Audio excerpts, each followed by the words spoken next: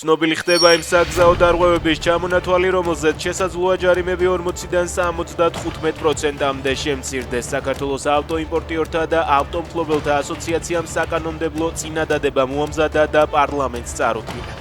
მანქანის მართვისას მობილური ტელეფონით სარგებლობა და ღვედის გამოუყენებლობა 50 ლარიდან 30 ლარამდე უნდა შემცირდეს.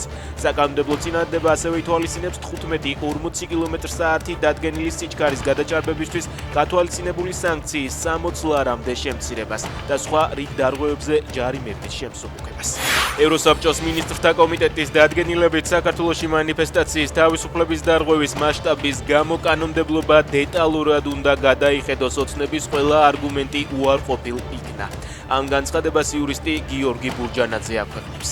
მისი ცნობით გადაწყვეტილების საფუძველი არაპროპორციული სასჯელების, სისხლის სამართლებრივი დევნები და მკაცრი სანქციებია. 665 მილიონი დოლარის გათეთრებაში ბრალდებულ კახა კოტორაშვილს 11 წლიანი პატიმრობა მიესაჯა, ის ვალუტის ჯიხურს ფლობდა.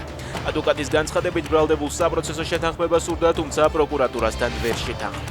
ილონ მასკი მსოფლიოს პირველი ტრილიონერი გახდა. Tesla, SpaceX-ისა და X-ის მფლობელის ქონების უმეტესი ნაწილი ამჟამად SpaceX-ში არის მობილიზებული. კომპანიაში მას დაახლოებით 866 მილიარდი დოლარის ღირებულების წილი ეკუთვნის.